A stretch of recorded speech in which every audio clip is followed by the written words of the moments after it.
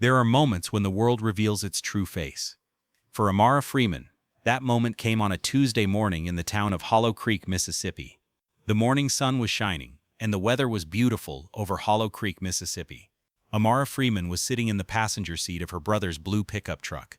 She was 28 years old, an investigative reporter for the Memphis Tribune, and had driven 4 hours from Tennessee to spend a long weekend with her brother, who had raised her after their father died 12 years earlier. Marcus was 20 when he graduated from high school and joined the Navy with dreams of serving his country. He became a SEAL. Now at 32, Marcus Freeman was the person Amara had always known he would be. "Are you still writing stories that unsettle powerful people?" Marcus asked. "It's my job," Amara replied. "Last month I exposed a city council member taking bribes from contractors. A week before that, a judge who dismissed cases for his friends and family," she said. Marcus's hands, strong and calloused from years of military service and mechanical work, gripped the steering wheel with easy confidence. "And they haven't kicked you out of town yet?" he asked. "They tried," Amara replied. "Death threats. Lawyer letters. One guy tried to get me fired by claiming I was fabricating sources. But I document everything. I record every interview. I keep copies of every piece of evidence in 3 different places. Threaten me all you want. The truth doesn't care about their feelings," she said. Both Amara and Marcus were like siblings who got along well. They always teased each other. "She's my little sister," Marcus said proudly. "My father would be proud of you," he said. Amara felt a familiar ache in her chest. "Do you think he would be proud?" "Sometimes I wonder if I'm making a difference or just making noise," Amara said. "You're making a difference. Every corrupt official you expose, every lie you uncover, these matter. They change things," he said. Marcus slowed at the stop sign. On the Tuesdays Amara visited, they traditionally had breakfast at Emma's diner. Emma made the best pastries and sauces in 3 counties, and Marcus had been eating there since childhood.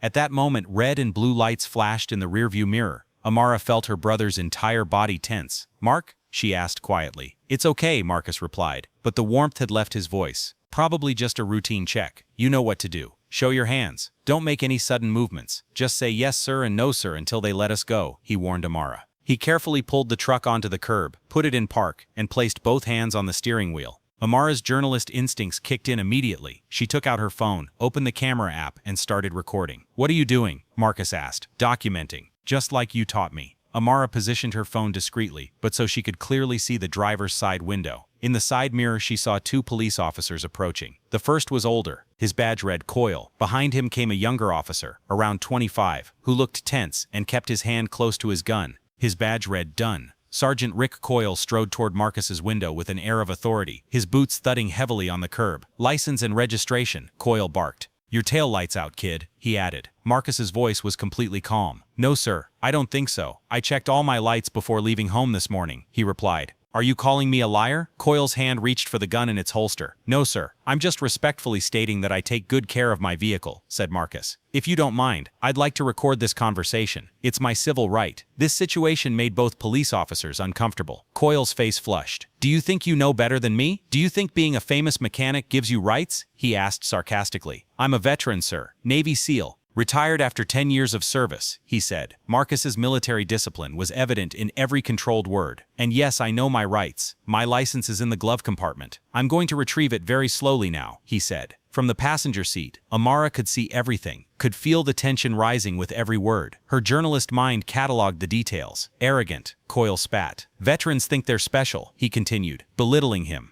"There must be a meaning to everything," Amara said. "My brother served this country for 10 years. He deserves respect, not harassment," she stated firmly. Coyle's eyes turned to her, and Amara saw pure hatred in them. "Who are you? The lawyer? Some troublemaking Black Lives Matter activist?" he asked harshly. It had already been decided. The 2 brothers were being classified solely because of the color of their skin. "I'm a journalist," Amara said. "Amara Freeman, Memphis Tribune. Yes, I'm recording everything." Marcus shot her a look, pleading with her not to make things worse. But Amara met Coyle's gaze. She had spent 5 years tracking corrupt officials and criminals. She wasn't afraid of him in the slightest. "Sir," Marcus said, drawing Coyle's attention back to him, "I'm going to get my license now. My movements will be slow and visible," he said. Marcus knew what would happen to him if he made any wrong move. He bent toward the glove compartment, moving his right hand with exaggerated care. Amara's camera recorded everything.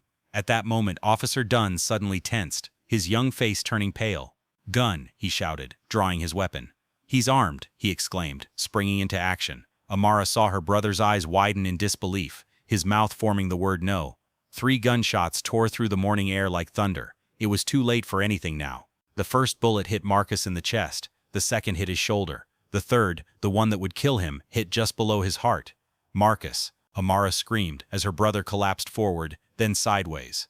As he fell partially from the truck, he hit the curb. The phone, still recording, fell across the street. His eyes, wide and shocked, looked into Amara's, his mouth trying to form words that wouldn't come out. Marcus was in very bad shape. Amara knelt on the sidewalk and pulled her brother's head into her lap. "Mark, stay with me. Please stay with me," she began to scream. His chest rose and fell slightly as he struggled to breathe.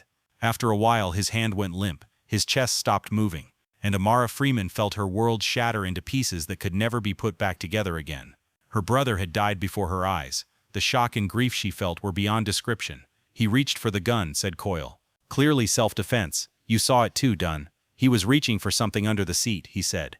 But it was an obvious lie. He had taken Marcus's life with a fabricated excuse.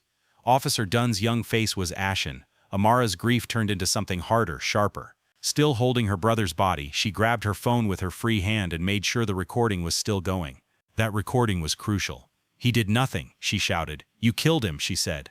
Coyle approached, his face showing no remorse, only irritation. "Shut up. Get away from the body before you contaminate the scene," he said. "How would you react if you encountered an officer like that?" "The scene," said Amara. "You mean the crime scene? The place where you killed an unarmed veteran?" she asked harshly. "Ma'am, I'm asking you to step back," said Dunn, but he was following protocol, reaching for his radio. "Emergency medical team," and he continued. "What you need," Amara interrupted, "is a lawyer, because I recorded everything. His phone recorded everything, and the whole world will see exactly what you did." Coyle's expression changed, showing signs of concern for the first time. "Those phones are evidence. I'll have to seize them," he said, trying to take Amara's phone, because he would destroy the evidence. "Touch my phone and I'll sue you for obstruction of justice," Amara replied. "You have no right to seize my personal belongings without a search warrant. And these images are already uploading to the cloud, backed up in 3 different places you'll never access," she answered. It was a bluff, but Coyle didn't know that. When gunshots rang out, people began to come out of nearby houses. Some of them started recording. Amara held her brother's body and forced herself to memorize every detail through her tears. She was a journalist. She knew how these stories ended. She knew the police would find a way to justify themselves. But Amara Freeman had spent 5 years learning how to fight corruption with documents, evidence, and relentless pursuit of the truth. Now she would expose the system that had killed her brother. "I'm sorry, ma'am, but you need to step away from the body," an emergency medical technician approached carefully, a sincere sympathy on his face. "Let us do our job," he said. Amara looked at Marcus one last time. His eyes were still open, staring into the void. "I promise," she whispered. "I promise. What they did won't go unpunished. I promise the whole world will know his name. I promise his death will have meaning," Amara said. She would definitely not give up.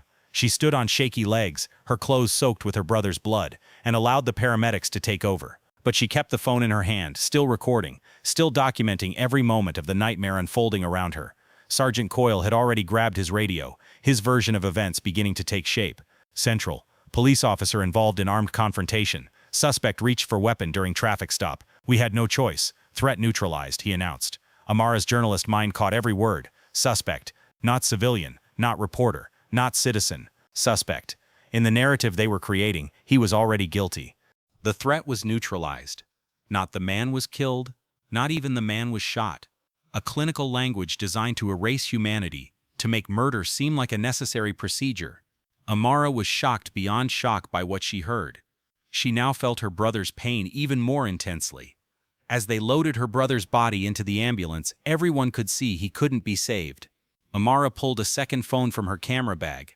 Her personal device would soon be confiscated despite her protests. But the backup phone, the one she used for sensitive investigations, would be hers to keep. She sent a short message to her editor at the Tribune. "My brother was killed by the police. Hollow Creek, Mississippi. I have video, news coming." She now wanted everyone to know about this situation and for it to spread.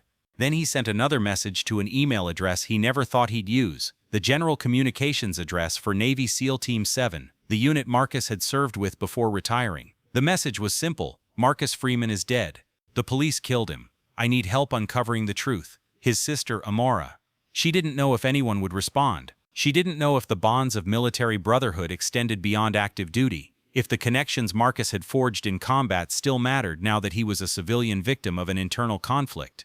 But she would find out soon enough. But she had to try, because the police were already lying, twisting the story. And Amara Freeman had learned one fundamental truth in her 5-year career as an investigative journalist. The only way to fight lies was to present evidence so overwhelming and undeniable that no manipulation could make it disappear. She stood on that blood-stained street in the town of Hollow Creek, Mississippi, and made a decision. She could sink into grief, and later, when the cameras weren't watching, she would do just that in her private life. Or she could be the person her brother had always believed her to be. The war had only just begun, and Amara Freeman would make sure everyone involved in her brother's death fully understood what it meant to underestimate a journalist who had nothing left to lose and everything to fight for. The Hollow Creek Police Department was located in a low brick building at the corner of Main and Oak Streets, built in the 1960s and barely renovated since. Amara Freeman, smelling of stale coffee and industrial cleaning products, with her brother's dried blood still on her clothes, listened as Police Chief Walter Reeves tried to convince her that what she had seen was not murder. "Miss Freeman," Reeves said. "He was in his late 50s. I understand you're grieving. Losing your brother is devastating. But what happened this morning was a tragic but justified use of a police officer's weapon. It was unbelievable. They were clearly trying to close the case." Amara's hands were folded on the metal table. "Justified? My brother was reaching for his license. He told your officers exactly what he was doing. He moved slowly, kept his other hand visible, followed every command. There was no gun," she replied. "We recovered a gun from the vehicle," Reeves said.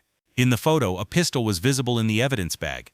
It was found under the driver's seat." "Your brother was reaching for it," he said. "That's a lie," Amara said. "That gun wasn't there. I was in that truck. I saw everything. Marcus didn't have a gun, and he definitely wouldn't have kept one in his vehicle." "Miss Freeman, I know this is difficult," Reeves began. "Stop," Amara leaned forward. "I'm not a grieving civilian you can manipulate with sympathetic tones and fabricated evidence. I'm an investigative journalist. I know exactly what you're doing," she replied. Reeves' expression hardened slightly. "What am I doing?" he asked. "You're fabricating a story." "But here's the problem, Chief. I recorded everything," Amara said. She pulled out the phone Coyle had tried to seize at the scene. "I have a video showing my brother's hands throughout the entire incident. And I've already uploaded them to secure servers you can't access," she said. "We'll need to examine that phone as evidence," Reeves said. "No," Amara said. "You'll need a search warrant. And even then you can only take copies, not the original device. I know my rights, Chief. And I know how evidence mysteriously disappears or gets corrupted in cases like this," Amara said. She had a very strong character. She wasn't afraid of anyone or anything. The door opened and a woman entered. In her late 30s, of Latin descent, with a press badge on her belt. Tanya Cruz was a legend in investigative journalism, a Pulitzer Prize winner. She was also Amara's mentor. "Chief Reeves," said Tanya, "I'm here as Ms. Freeman's legal observer and fellow journalist." Reeves stood up, clearly annoyed. "This is a police investigation," he snapped. "In a shootout involving police officers. The victim's sister is a witness, and the officer's statements contradict the video recordings," Tanya interrupted. "That makes this a potential human rights violation, national news, and my job. Either we continue this conversation professionally, or I start calling the FBI's Human Rights Division," she replied. The two locked eyes. "Okay. But I want to make one thing clear," Reeves said, turning to Amara. "Your brother's death is being investigated thoroughly and impartially. We have procedures, we have protocols. The truth will come out," he said. "The truth is already out," Amara replied. "Marcus Freeman was killed by your officers during a traffic stop because of a broken taillight." After Reeves left, Tanya hugged Amara tightly. "I came as soon as I got your message. I'm so sorry about Marcus," she said, comforting Amara. Amara's composure finally broke and tears began to stream down her face. "They killed him, Tanya, right before my eyes," she said. "I know, sweetie, I know," she said. Tanya hugged Amara as she cried, then pulled back and looked into her eyes. "But right now, I want you to be the journalist I taught you to be. We need to gather all the evidence, identify the witnesses, and make the case so solid they can't cover it up. Can you do that?" she asked. Amara wiped her tears and nodded. "I've already uploaded the videos to 3 different cloud services. Marcus's phone was recording too. It's been seized as evidence now, but I saw where it fell. The camera must have recorded everything," she replied. "Good. What about witnesses?" Tanya asked. Amara pulled out her blood-stained but legible notebook. "I got their names and addresses before they pushed me into the ambulance," she said. They spent the next 4 hours preparing the case. While Tanya interviewed neighbors who had witnessed the shooting, Amara examined her footage frame by frame, documenting every detail. They took statements from all the witnesses. By late afternoon, Amara and Tanya had compiled a damning file. All the information and documents were in the evidence file. The officer observed the suspect making furtive movements, Amara read from the report. The suspect ignored verbal commands and reached for a weapon. Officers fired in self-defense. Every line is a lie, said Tanya. Is that so? Amara asked, raising her head with a sharp look. Can you check if Coyle or Dunn were involved in any other shootouts? She asked. Tanya had already switched to her laptop. 20 minutes later she found the answer. Coyle has been involved in 4 police shootings in 12 years. All were deemed justified. All involved black men. All claimed the victims were armed or posed a threat, she said. Everything was now crystal clear. Someone was protecting Coyle, covering his back, and I bet there's no body camera footage, Amara asked. Either the cameras malfunctioned or the footage corrupted. Classic scenario. Tanya pulled up news articles about previous shootings. But here's the difference this time. You're not just a grieving family member. You're a journalist with sources and training. Your identity verified. You documented everything. And Marcus was a Navy SEAL with brothers who won't let this incident be quietly forgotten, she said. As if those words had summoned it, Amara's backup phone rang. The message came from an unknown number. We got your message about Marcus Freeman. Team 7 never forgets. We're coming. Commander Holden. Amara showed the message to Tanya, who whistled softly.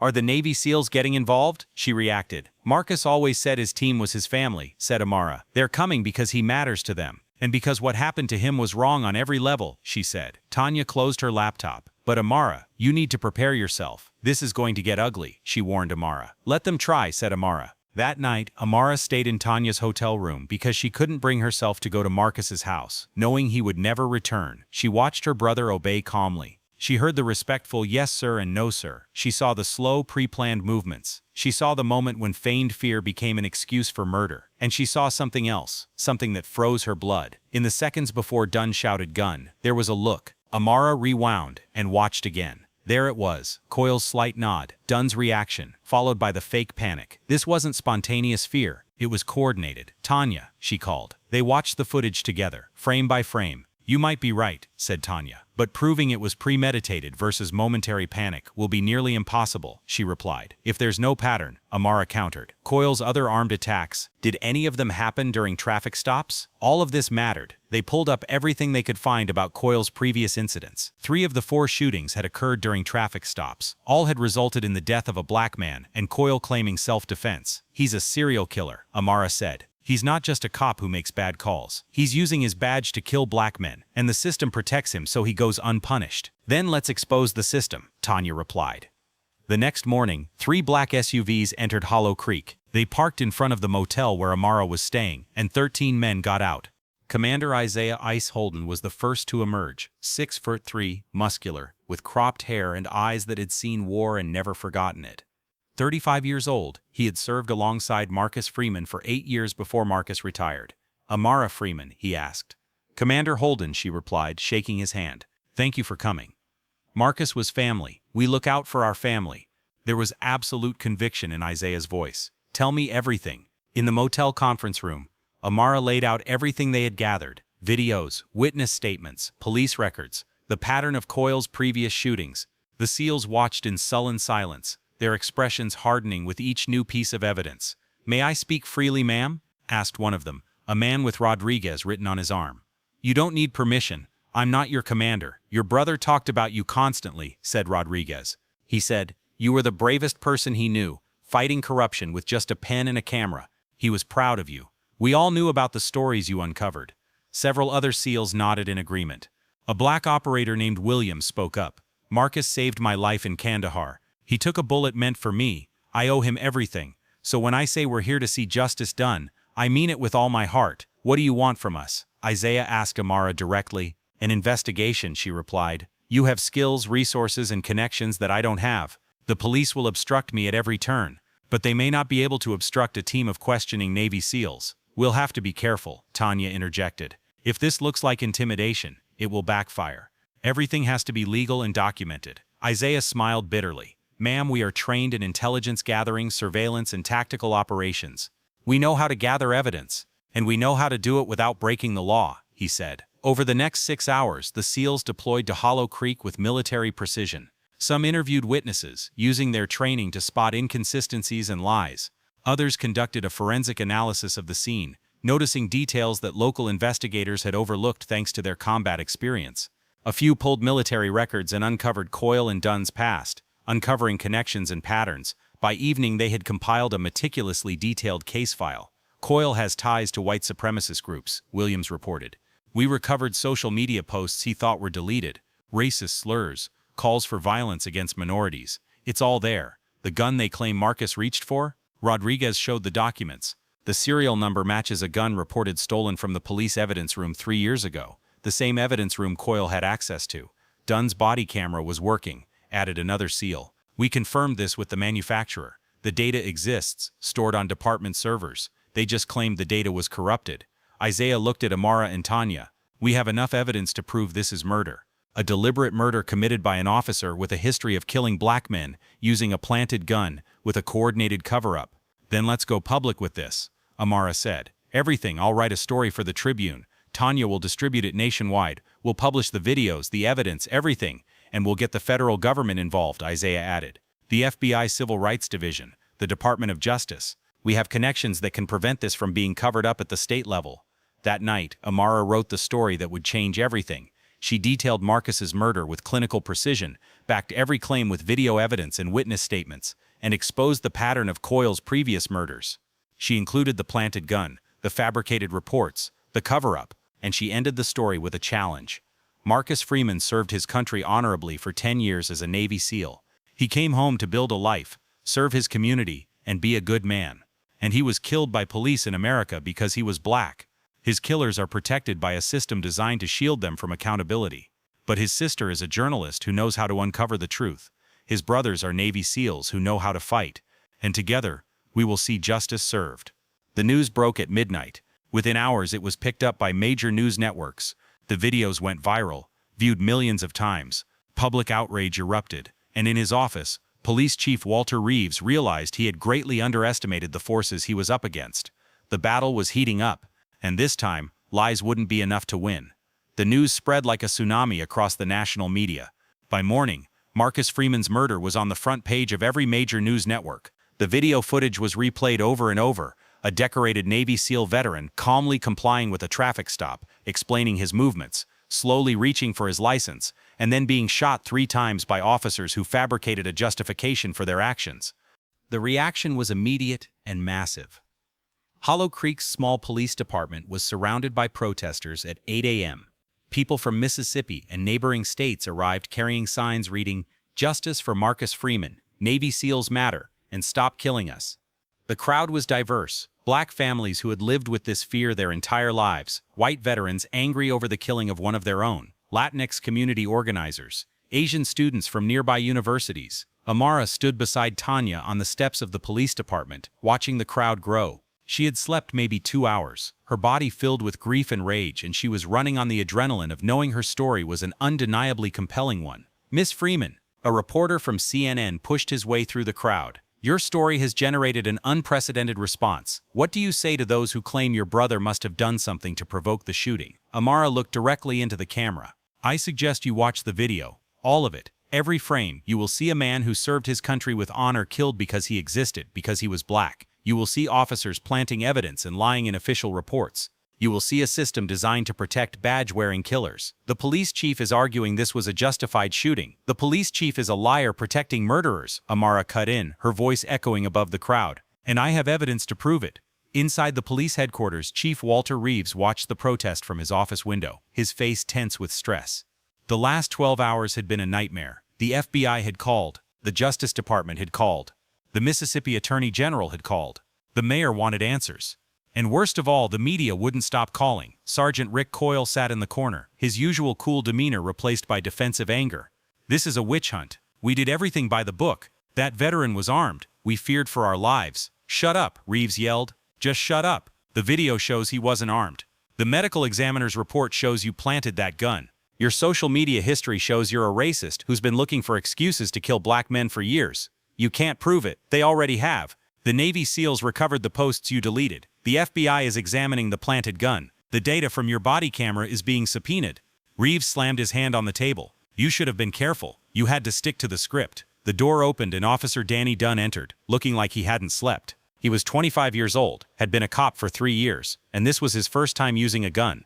His hands were still shaking when he thought he pulled the trigger. "Sir, the FBI is here," Dunn said quietly.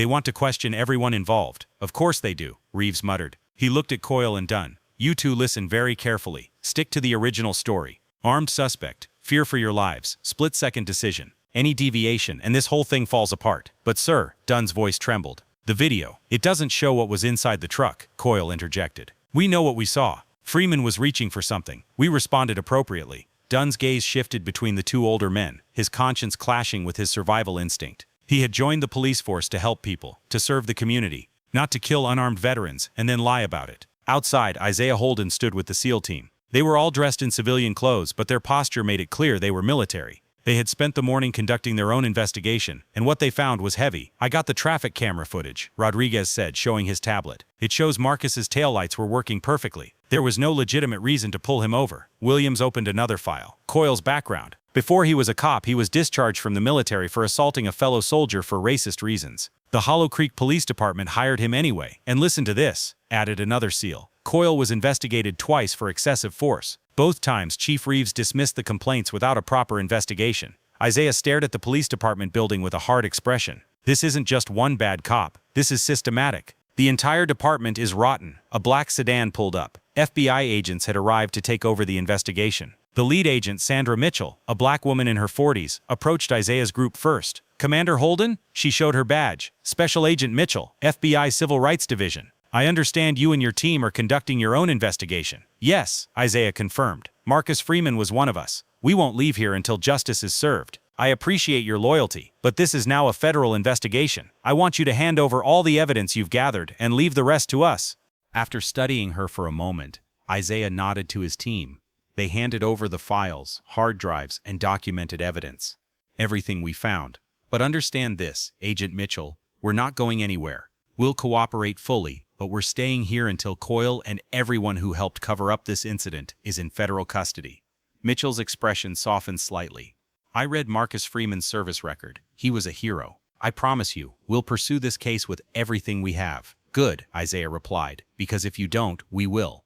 The confrontation everyone had been waiting for finally happened that afternoon. Coyle, probably walking towards the police car, found himself stopped by 13 Navy SEALs blocking his path. Get out of my way, Coyle growled, his hand instinctively reaching for his gun. I wouldn't do that if I were you, Isaiah said calmly. There are about 300 people pointing cameras at us right now. Any aggressive move you make will be online in seconds. Coyle's hand dropped, but his face flushed with anger. You have no jurisdiction here. This is a local jurisdiction. You killed a Navy SEAL, said Williams, his voice deadly quiet.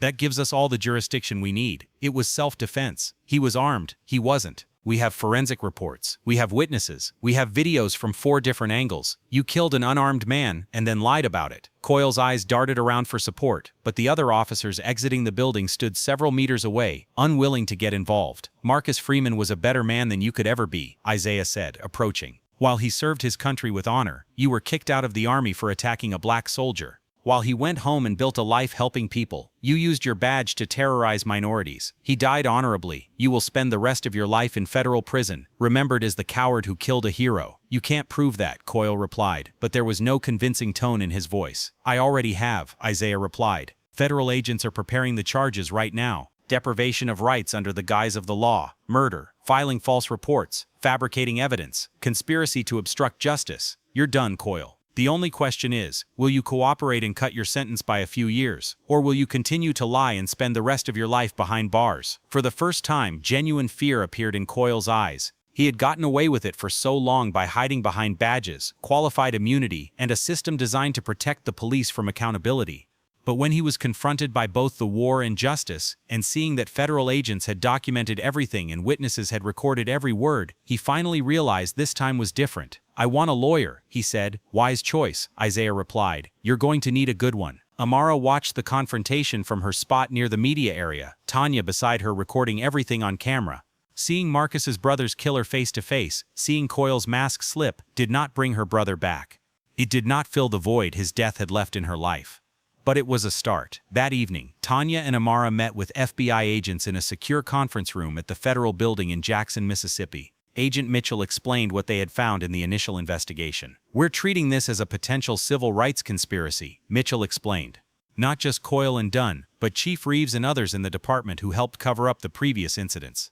How many previous incidents are there? Amara asked. though she suspected she already knew the answer. Mitchell opened a file. We've identified at least 6 armed incidents over the past decade in Hollow Creek involving police officers showing similar patterns. Minor traffic stops, escalating incidents, planted evidence, all victims being members of minority groups, all found justified despite suspicious circumstances. 6 murders, Tanya said quietly. How did this go unnoticed? Small town, tight-knit department, local prosecutor who's friends with the police chief, Mitchell replied. And until now, no one with the resources or credibility has pushed back hard enough. Marcus Freeman's murder is different because his sister is an investigative journalist who documented everything, and his military brothers have the skill and determination to seek accountability. What about Dunn? Amara asked. The young officer. He pulled the trigger. We're working on him, Mitchell said. He's showing signs of wanting to cooperate. If he testifies against Coyle and Reeves, we can offer him a deal. He killed my brother, Amara said sharply. Why make a deal? Because his testimony could help us prove the conspiracy extends beyond individual murders. It could help us expose the entire system. Mitchell looked into Amara's eyes. I know this isn't perfect justice, but it's the kind of justice that could really change things in the long run. Amara thought of all the other families in Hollow Creek who had lost loved ones to police violence. All the buried cases because no one had the resources to fight. If Dunn's testimony could expose this system, bring about systemic reform, prevent deaths in the future, wasn't that worth considering? I want to talk to him, Amara finally said. This is an unusual situation, Mitchell replied. I'm a journalist. I've interviewed hundreds of people involved in corrupt systems. Let me talk to Dunn. If he's truly remorseful, if he's willing to tell the truth, I'll understand. 2 hours later, Amara was sitting across from Officer Danny Dunn in the interview room. Dunn looked terrible, unshaven, exhausted, his eyes red from crying or lack of sleep or both. Miss Freeman, he began, his voice trembling. I'm so sorry. I know it doesn't mean anything. I know apologizing won't bring your brother back, but I want you to know that why did you shoot him? Amara cut him off, her voice calm despite the pain tearing at her chest. I've watched the video hundreds of times. Marcus wasn't threatening, he was compliant. Why? Dunn's hands were shaking. Coyle, he trained me. He took me under his wing when I joined the police force. He taught me how to handle difficult situations. The pain in his voice was obvious. He said veterans, especially black veterans, were dangerous because of their combat training. He said they could attack you in a second, that you had to make the first move. That's racism disguised as tactical advice, Amara said. I know that now. But back then, I was 22, fresh out of the academy, and this seasoned sergeant was telling me how to survive on the streets. Dunn's voice cracked. That morning, Coyle said we were sending a message. He said Freeman was highly respected in the black community and needed to be brought down a notch. I thought we'd annoy him, give him a hard time. It never crossed my mind. You didn't think he was planning a murder, Amara finished. When Coyle signaled me, just before he yelled gun, when he nodded his head at me, I understood what he wanted me to do, and I did it. I pulled the trigger.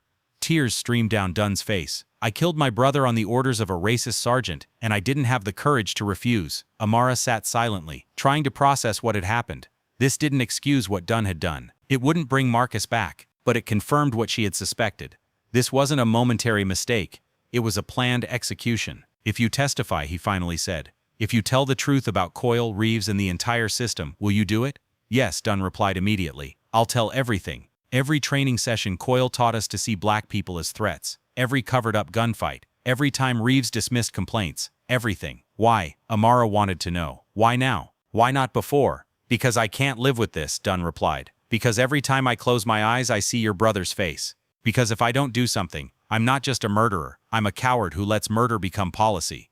Amara stood up. Then do it. Testify. Tell the truth. It won't bring Marcus back, but it might prevent the next Marcus Freeman from being killed. She left the interview room and saw Tanya waiting. She'll cooperate, Amara said. She'll reveal everything. How do you feel about that? Tanya asked gently. I feel like justice is complicated and confusing and never quite as satisfying as we want it to be, Amara replied. But I also feel like we're about to expose a corruption scandal that's been hidden in plain sight for 10 years. And maybe, just maybe, it means Marcus's death will force the kind of change he believed in. The next morning, federal charges were filed. Sergeant Rick Coyle was arrested and charged with a violation of rights resulting in death, using the law as a pretext, that is, federal murder. Chief Walter Reeves was charged with conspiracy and obstruction of justice. The other 3 officers were charged with lesser offenses related to the cover-up. Officer Danny Dunn agreed to cooperate fully in exchange for a reduction in charges and a recommendation for a lighter sentence. The story grew even bigger. Television stations sent their best reporters. National civil rights organizations made statements. Veterans groups demanded accountability. the pressure on Mississippi's justice system became immense, and in Hollow Creek, a town that had hidden its racism behind generations of Southern hospitality, people were forced to face an ugly truth. The police department had been killing minorities for years, and everyone had looked the other way. Amara stood in front of Marcus's now closed, quiet auto repair shop. The Freeman's garage sign swayed slightly in the wind. Tanya stood beside her, camera ready. "This is where my brother built his life after leaving the army," Amara said to the camera. "He repaired cars for people who couldn't afford the repair costs. He mentored young mechanics. He served his community. And he was killed by the police, who saw his success, his honor, his very existence as a threat that had to be eliminated." She paused for a moment, letting the weight of her words sink in. But his death exposed a corrupt system that had been operating in the shadows for far too long. Federal charges were filed. The FBI is investigating. Thanks to the evidence we gathered, the witnesses who came forward, and the 13 Navy SEALs who refused to let his murder be covered up, justice is finally within reach. "What do you want viewers to know about Marcus?" Tanya asked from behind the camera. "I want them to know he was a hero long before he joined the Navy, that he raised his little sister after their father died, that he served his country with distinction, that he returned home and lived a life of service and integrity, that he died in a country that still sees this as a crime without committing any crime other than being black." Amara's voice grew stronger. "And I want them to know that his death will not be in vain, that we will ensure all responsible officials are brought to justice. We will expose every lie, every cover-up, every murder victim whose case was buried. We will force change." This segment aired on all the major networks that night, and in federal custody, Sergeant Rick Coyle watched it from his cell and finally understood that the world he worked in, a world where badges provided immunity and lies went unquestioned, was over. The reckoning had only just begun, and Amara Freeman would be absolutely certain that when this process was over, her brother's name would be remembered not as a victim, but as a catalyst that finally forced a corrupt system to face its consequences. The Richard B. The Russell Federal Building stood imposing against the autumn sky. Its modern glass and steel architecture stood in stark contrast to the injustice of the old world being judged within its walls. 3 months after Marcus Freeman's murder, the trial of Sergeant Rick Coyle and Police Chief Walter Reeves had finally begun. The courtroom was packed. Amara sat with her mother, Lena Freeman. Lena Freeman, in her late 50s, was a dignified woman, and 3 months of mourning had aged her by a decade. Behind them sat 13 Navy SEAL commandos who had come from across the country to see justice served for their fallen brother. The media filled the back rows, cameras and notebooks at the ready to capture every moment. At the defense table sat Coyle and Reeves, along with their expensive lawyers paid for by the police union and various law enforcement organizations supporting their defense. Both men wore suits instead of uniforms and looked almost respectable to those unaware they were on trial for murder and conspiracy. Judge Patricia Hayes, a black woman in her early 60s who had been a federal judge for 15 years and was known for being tough but fair, presided over the trial. Before the trial, the prosecutor was Michael Chen, a 45-year-old Asian American. Chen had built his career prosecuting civil rights violations and police misconduct. Standing up with quiet intensity to deliver his opening statement, he seemed like someone who had been waiting his entire career for a case this clear-cut. "Members of the jury," Chen began, approaching the jury box. "This case concerns a murder committed under the guise of law. This case concerns a decorated Navy SEAL veteran who was executed by officers who planted evidence, fabricated reports, and then attempted to cover up their crimes with the help of police chiefs, all because of a broken taillight during a traffic stop." He brought up the first image on the courtroom monitors. Marcus Freeman, in his Navy uniform, with the American flag behind him and the SEAL trident on his chest. "This is Marcus Freeman. He served his country for 10 years in special operations. He survived the wars in Afghanistan and Iraq. He received the Bronze Star and Purple Heart medals. He returned to Hollow Creek, Mississippi, and built a life serving the community as a mechanic. And on May 15th, he was killed during a routine traffic stop by Sergeant Rick Coyle and Officer Danny Dunn." Chen moved to the next slide, frames from dashcam and phone videos showing Marcus calmly complying. "The evidence will show that Marcus Freeman did everything right. He was respectful. He kept his hands visible. He explained his movements. He followed orders exactly and slowly produced his license. And he was shot 3 times for complying." Subsequent slides showed the planted gun, fabricated police reports, social media posts proving Coyle's racism, and a pattern of previous shootings. This was not a mistake. It was not a split-second decision made in fear. This was a planned execution carried out by a racist officer with a history of killing minorities, facilitated by a police chief who has covered up similar murders for years. and protected by a system designed to shield them all from accountability. Chen turned to the jury. Over the next 2 weeks, you will see video evidence captured from different angles. You will hear the testimony of Marcus Freeman's sister, who witnessed the murder. You will hear the testimony of Officer Dunn, who will admit he was ordered to shoot an unarmed man. You will hear the testimony of Navy SEALs who served with Marcus and can speak to his character. And you will see documents proving that this was not self-defense, but murder. That this was not procedure, but conspiracy. That this was everything law enforcement should never be. He returned to his post. And after seeing and hearing all the evidence, I will ask you to do what the system has failed to do for years: hold these men accountable for their crimes. Defense attorneys attempted to cast doubt by suggesting Marcus may have made threatening gestures, that the police may have reasonably feared for their lives, and that it was unfair to judge men forced to make split-second decisions in dangerous situations like Monday Morning Football commentary. However, their arguments fell flat in the face of the weight of the video evidence. The prosecution's case was devastating in its comprehensiveness. First witness, Amara Freeman, dressed in a navy blue suit, her natural curls professionally pulled back. She took the witness stand with poise despite reliving the worst day of her life. Prosecutor Chen gently recounted her background, her career as an investigative journalist, her relationship with Marcus, the events of that horrific morning. Miss Freeman, tell the jury what happened when Sergeant Coyle approached your brother's vehicle. Amara's voice was steady, but her hands gripped the edge of the witness stand tightly. He was immediately aggressive. He called my brother son, which was a racist slur. When Marcus politely said he was checking his headlights that morning, Coyle accused him of lying. He escalated the situation from the very beginning. Did your brother engage in threatening behavior? No. He was calm and respectful, addressing the officers as sir. He told them he wanted to record this interaction, which was his legal right. He stated exactly what he was going to do: retrieve his license from the glove compartment, and move slowly and carefully. Chen played the video on monitors in the courtroom. Is this the footage you recorded? Yes. I'm a journalist. I'm trained to document everything, so I started recording the moment the police stopped us. The jury watched silently as the video played. Marcus's calm voice explaining his actions, his slow reach toward the torpedo eye, Dunn's sudden, gun, the 3 shots that killed him. Several jurors were visibly shaken. One woman covered her mouth. What happened after your brother was shot? Chen asked gently. Amara's composure faltered. I ran to him. He was bleeding, trying to breathe. I held him as he died. And I heard Sergeant Coyle say, "Looks like the monkey's sister is here too." Then he told me to shut up, or I'd be next. She looked directly at Coyle, who sat stone-faced at the defense table. He threatened to kill me because I documented that he killed my brother. The defense tried to undermine her testimony during cross-examination, suggesting she was biased, that grief might have clouded her memory, that she had an agenda as a journalist. Amara responded calmly and firmly to every attack. My brother was killed right before my eyes. That's not bias, it's fact. And I have video evidence to back up every word I say. Second witness, Tanya Cruz. The experienced journalist described how she helped Amara gather evidence in the hours after Marcus's death, documented the pattern of Coyle's previous shootings, and how the police department tried to intimidate witnesses. In my 20-year career as an investigative journalist, Tanya testified, I have reported on police abuses in the South.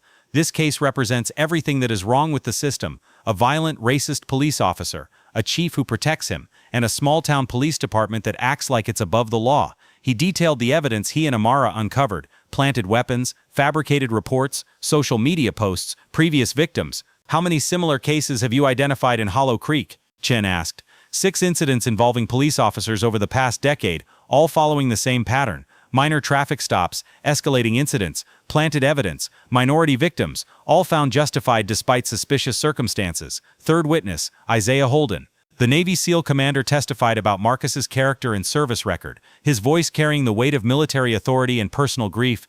Marcus Freeman was one of the best operators I ever served with, Isaiah said. He saved the lives of many teammates in combat. His courage and skill earned every accolade. After retiring, he continued to serve the community in a different way, but with the same dedication and integrity. How would you describe his demeanor in high-stress situations? Chen asked. Calm, controlled, tactical. Marcus was trained to handle combat situations without panicking. A routine traffic stop was nothing compared to what he faced in Afghanistan. To anyone who knew him, the idea that he would suddenly become threatening or unstable was absurd. Fourth witness, Officer Danny Dunn. The young officer who pulled the trigger looked like he had aged 10 years and 3 months. He had agreed to testify for the prosecution in exchange for a reduced sentence. and guilt was written on every line of his face. "Officer Dunn," Chen began. "Who shot Marcus Freeman?" "I did." Dunn's voice was barely above a whisper. "I fired 3 shots. Why?" Dunn took a shaky breath. "Because Sergeant Coyle signaled me. We had planned it that morning. He said we would send a message to Freeman, that he was highly respected in the black community.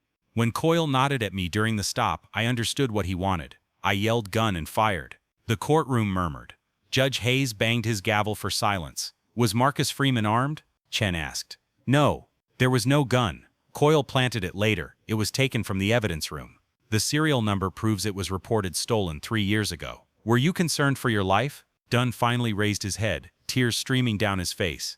"No. I was afraid of disappointing Coyle, of being labeled a coward by the other officers. But Marcus Freeman never threatened me. I killed an unarmed man on the orders of a racist sergeant, and I was too weak to refuse." The defense attorneys desperately tried to discredit Dunn, claiming he lied to save himself, that he made up a story in advance to shift the blame onto someone else. But Dunn was determined. "I know what I did. I know what we did, and I will live with that for the rest of my life. But at least now I'm telling the truth." The trial lasted 2 weeks. More witnesses testified. Neighbors who witnessed the shooting, forensic experts proving the placement of the weapon, social media analysts documenting Coyle's racist online activities, families of previous victims who had remained silent for years. The evidence was overwhelming. The videos were undeniable. The pattern was clear. However, the trial was interrupted by tragedy. Throughout the trial, Tanya Cruz had continued her investigation, digging deeper into the corruption at Hollow Creek and uncovering evidence of broader conspiracies involving county officials and the district attorney's office. While returning to Jackson from an interview, her brakes failed on a winding mountain road. The crash was horrific. Tanya's car went over the guardrail and plunged 15 meters into the valley below. She died instantly. The police ruled it an accident. Brake failure.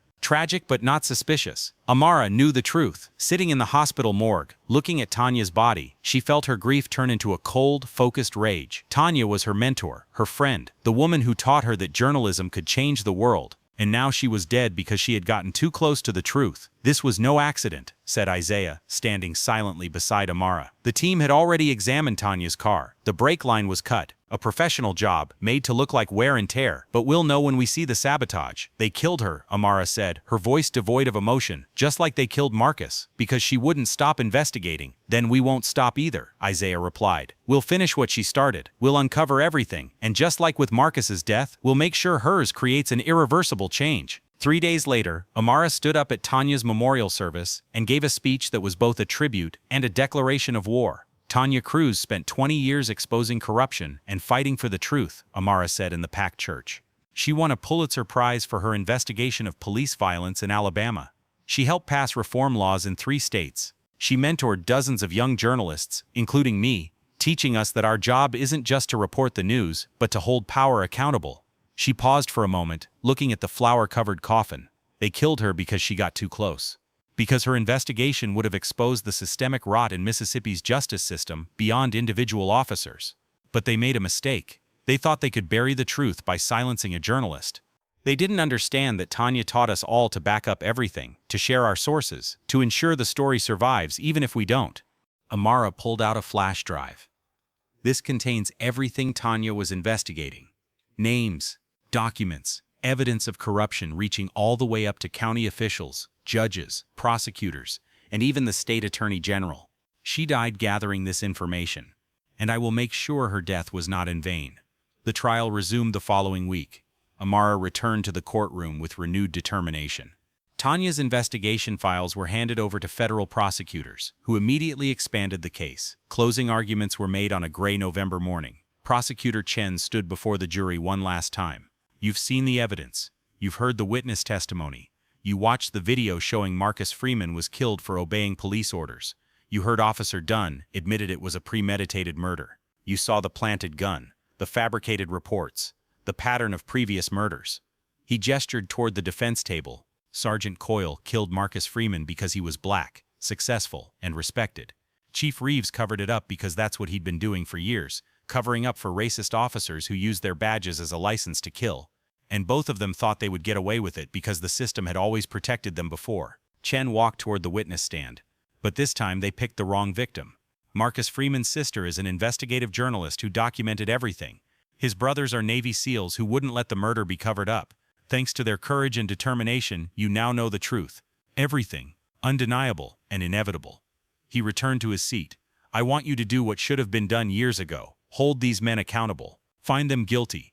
Show that badges don't grant immunity from murder, that lies don't protect killers, that justice, though delayed, will be served. The defense continued to argue reasonable doubt in its closing statement, but everyone in the courtroom knew it was over. The jury deliberated for 8 hours. When they returned, the jury foreman, a middle-aged black woman who had been a teacher for 30 years, stood up and read the verdict in a clear, decisive voice.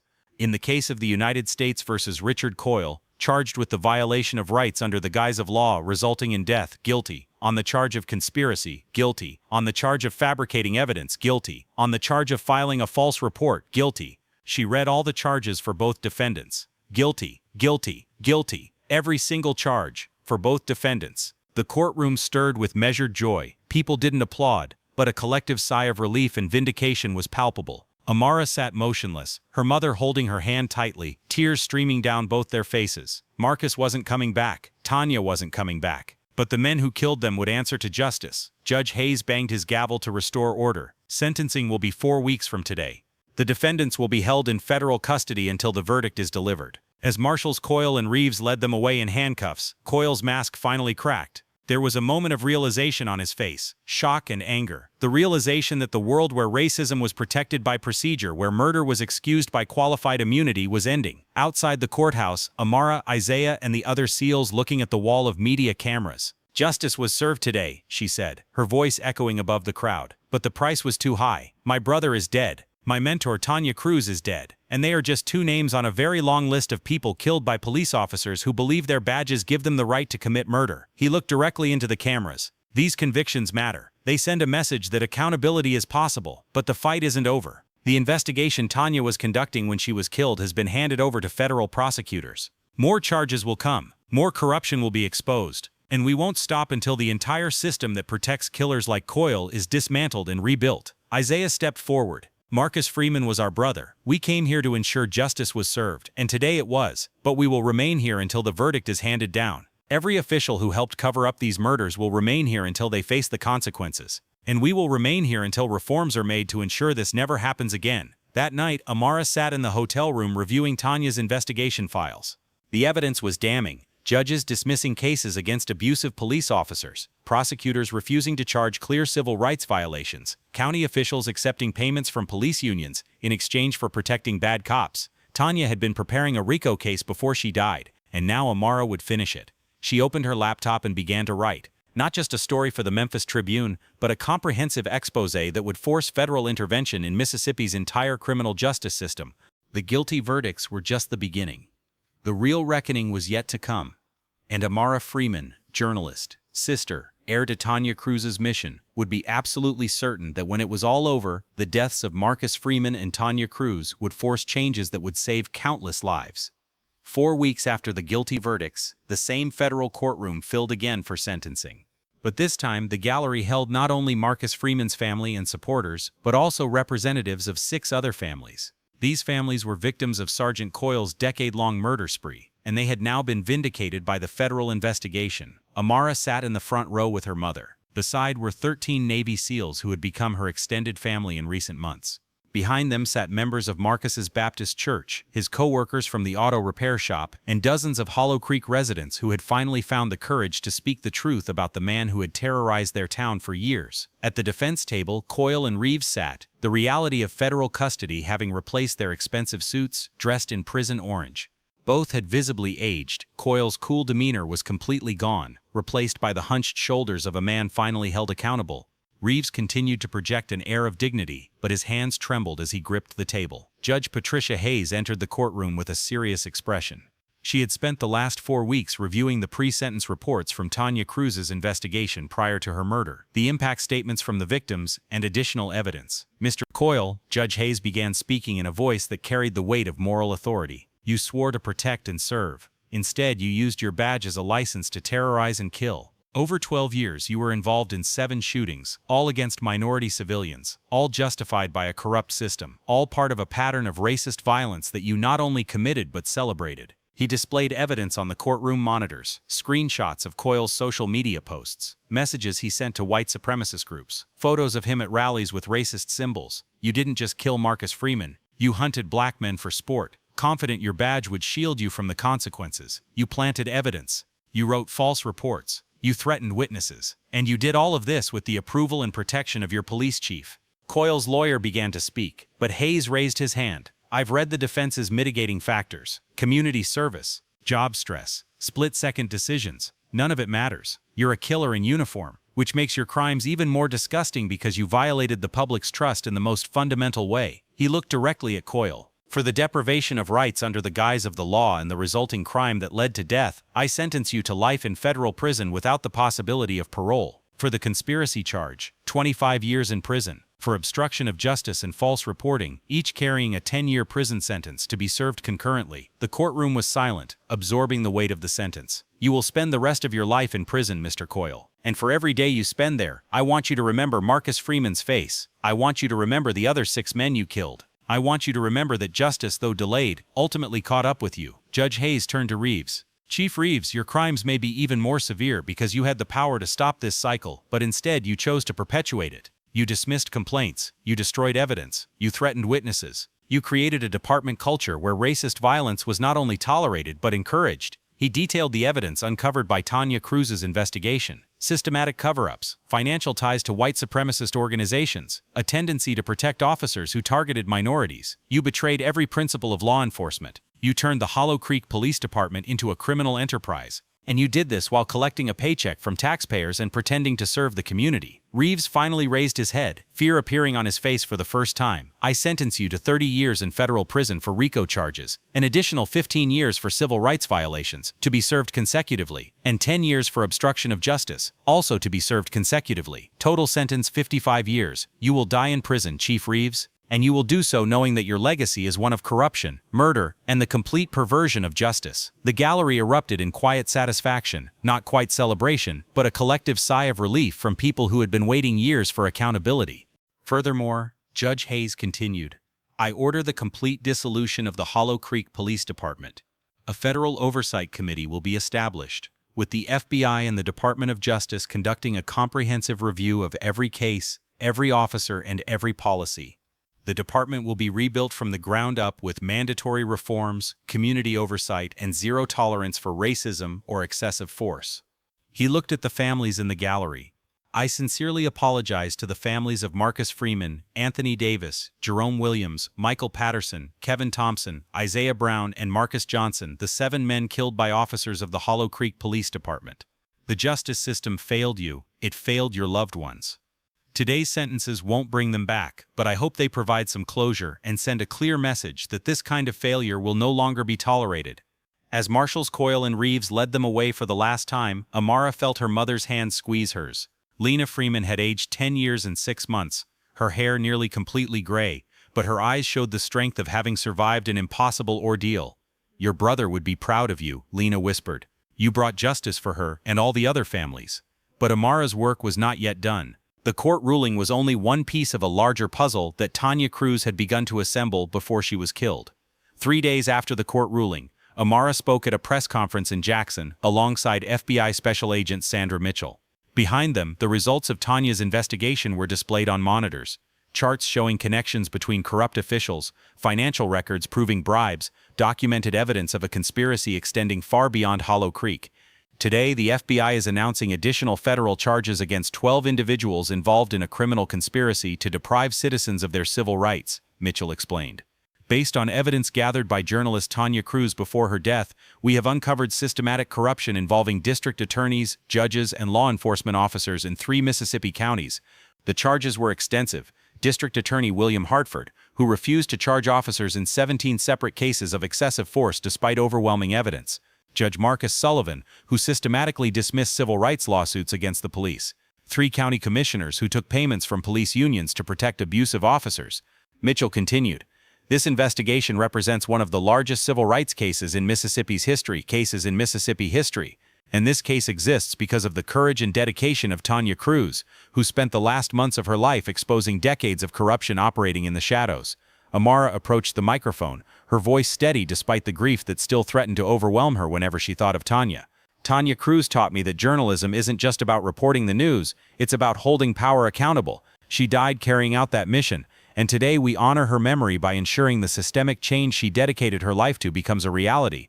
A photo of Tanya appeared on the monitors, the seasoned journalist at work, notebook in hand, her eyes shining with intelligence and determination. Tanya once told me that the only way to fight corruption is with evidence so overwhelming that the lies cannot stand. She documented everything. She backed up every file. She made sure that even if she didn't survive, the truth would. And because of her dedication to her profession and her commitment to justice, 12 more corrupt officials now face federal charges. Amara paused and looked directly into the cameras. My brother Marcus Freeman and my mentor Tanya Cruz died because they were defenders of truth and justice in a system designed to protect lies and corruption, but their deaths are forcing changes that will save countless lives. Federal oversight of police departments, mandatory body cameras, independent review boards, prosecutors who actually prosecute police crimes. These reforms are being implemented in the state of Mississippi because 2 people refuse to remain silent. She ended her speech with a challenge. To the journalists watching, document everything. To the citizens, demand accountability. To the authorities, the era of unquestioned police violence is over. The camera is always watching. The truth always comes out. And justice, though delayed, will prevail. Tanya Cruz's memorial service was held in Hollow Creek's town square. Amara had deliberately chosen this location to honor the woman who died while investigating corruption in this town. The square had been transformed. Bullet holes from previous violent incidents were now covered with murals. On the east wall, Marcus Freeman's face looked out at the crowd, painted in rich, vibrant colors that reflected his strength and kindness. The artist had chosen to depict him in his Navy uniform, the seal trident prominent, with an expression reflecting both the warrior and the gentle soul known to his family. Beneath his portrait were the words, Marcus Freeman, Navy SEAL, veteran, brother, hero. Killed on May 15th, justice was served on November 8th. On the west wall, Tanya Cruz's mural depicted her with her notebook and press badge, her eyes shining with determination. Beneath it was the inscription, Tanya Cruz, journalist, truth seeker, mentor, silenced on August 23rd. Her legacy is eternal. Between the 2 murals, a third mural depicting Marcus and Tanya, with the words, they wanted to bury us. They didn't know we were seeds, was nearing completion. The square filled with hundreds of people, journalists from across the country who knew Tanya, Navy SEALs honoring Marcus, civil rights activists, local families who had lived in fear for years, all gathered to remember and witness the transformation. Amara stood on the podium, looking out at the crowd. 6 months ago, she was an investigative journalist visiting her brother for the weekend. Now she was a nationally recognized voice on police reform, the heir to Tanya Cruz's mission, and a symbol of what grief could become when it turned to action. Marcus and Tanya never met, Amara began, her voice echoing in the quiet square. But they loved each other. Both believed in service. Both defended the truth. Both refused to silently accept injustice. She pointed to the murals. These aren't just monuments. They're reminders. They remind us that individual courage matters. Documentation creates accountability. Once the truth emerges, no matter how powerful those trying to hide it may be, it can never be buried again. Isaiah Holden stepped forward, representing 13 SEAL members. Marcus Freeman was our brother. When we heard he had been killed, we came to Hollow Creek ready to fight. But Amara showed us a different kind of battle, a war fought with cameras, documents, and the relentless pursuit of truth. We are grateful to stand with him in this fight, and we will continue to stand with him in future battles. Representatives from the other 6 families also spoke, families of men killed by Coyle and covered up by Reeves, whose innocence has now been proven by a federal investigation. Each shared memories of their loved ones, thanked Amara and Tanya for not allowing their deaths to be covered up, and pledged to continue the fight for reform. When the official ceremony ended, something unexpected happened. A line formed. People were waiting to talk to Amara, not for an interview or information, but to share their own stories. Stories of police harassment, unjust arrests, stories of violence that victims didn't report because they knew the system wouldn't protect them. Amara listened to every story, took notes on each case, and made a promise she intended to keep. I will carry on Tanya's work. I will investigate every case of police misconduct in Mississippi, and I will make sure your stories are heard. By sunset, she had documented 47 new cases. 47 people were waiting for someone to believe them, to amplify their voices, to help them fight. The work was overwhelming, but it was also what Marcus would have wanted, and what Tanya had taught her. 3 months after the verdict, Amara stood in the rebuilt Hollow Creek Police Department. It was no longer a corrupt institution terrorizing minorities, but a new department built on federal reforms and community oversight. The new chief was Sharon Matthews, a black woman hired from Atlanta who had gained fame for implementing progressive policing policies. The department was half its previous size, and every officer had to pass comprehensive background checks, bias training, and community engagement courses. Body cameras were mandatory, and the footage recorded was automatically uploaded to independent servers that the department could not lose or corrupt. A civilian review board, including some family members of Coyle's victims, ensured that any footage of police misconduct was made public, automatically uploaded to independent servers that the department could not lose or corrupt. A civilian review board, which included some family members of Coyle's victims, had the authority to investigate any use of force incidents. Ms. Freeman, said Chief Matthews as he showed Amara around the new facility, "I want you to know that Marcus's case is taught at our training academy. Not as an example of justified use of force, but as an example of how everything can go wrong when racism affects law enforcement." He opened a training video. "We show footage of his murder. We analyze every moment Coyle climbed instead of scaling down. We teach officers that being compliant doesn't make someone a suspect, and that skin color never justifies fear." Amara watched the training video. It was painful to see her brother's death used as a teaching tool, but it was also meaningful. "He would have wanted his death to be used to protect others," she said quietly. "That's exactly what's happening," Matthews replied. "0 armed incidents involving police officers in 3 months. We've reduced use of force incidents by 80%, and we're rebuilding the trust with the community that Coyle and Reeves destroyed." He gestured toward the lobby, where photos now hung, images of police officers doing positive community work, helping elderly residents, mentoring youth. That's what policing should be: service, protection, responsibility. Your brother's legacy helps us remember that. The final memorial service was held on what would have been Marcus's 33rd birthday. The community gathered at a peaceful grave in Hollow Creek's oldest cemetery, where generations of the Freeman family had been laid to rest. Amara stood before the headstone and read the inscription: Marcus Antoine Freeman, beloved son, brother, friend, hero, Navy SEAL. There is no greater love than to lay down one's life for one's friends. If only you could see what your death achieved, Mark, she said softly, knowing he couldn't hear her. Reforms, accountability, life-saving changes. You would be proud, and you would probably say to me, "It shouldn't have taken your death to force change, but since it did, we must make sure it matters." He placed fresh flowers, his favorite white roses, at the base of the stone. "Tanya is buried in Atlanta, but I visit her every month. I tell her stories about you. How you never met, but your legacies are intertwined. That justice was served for you, because she taught me to fight. That her final investigation was successful, because I learned by watching your service." Isaiah and the other SEALs stood in a silent honor guard around the grave. They had come to the funeral 6 months ago and returned at every major milestone.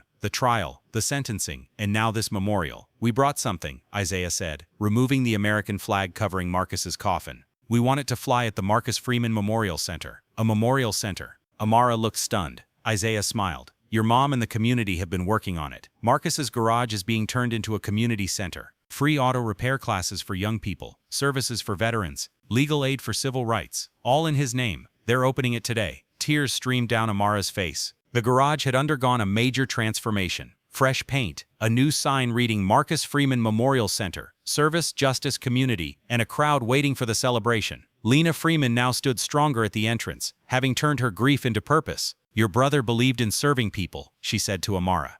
"This center will continue that service, and it will remind everyone who walks through this door that one man's courage and integrity can change the world." The ribbon-cutting ceremony was simple but meaningful. Veterans who had served with Marcus, families he had helped with free car repairs, young people he had mentored.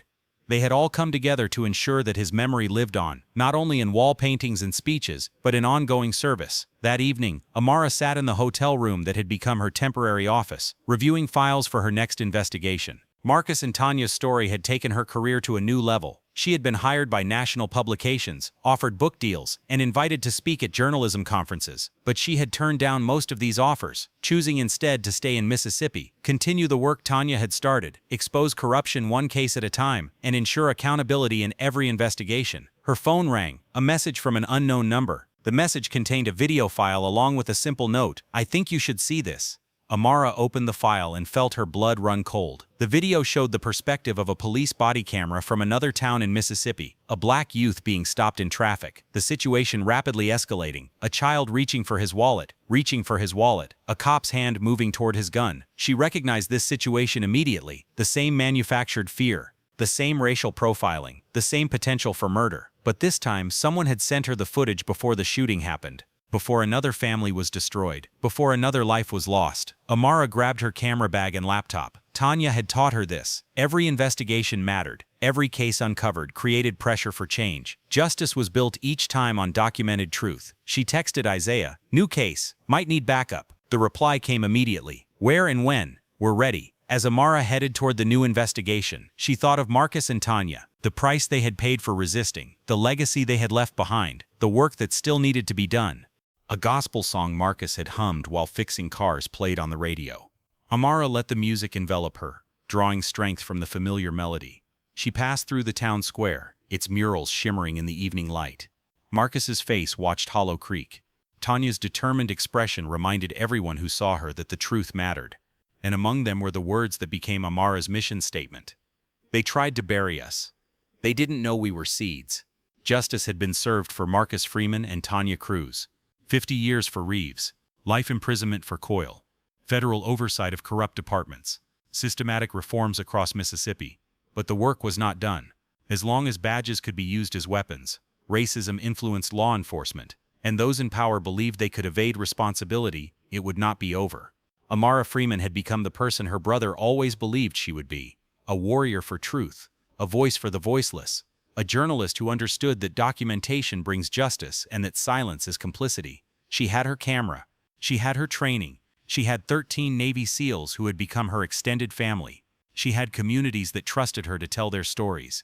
And she had the memories of Marcus and Tanya, who pushed her forward when the job got too hard.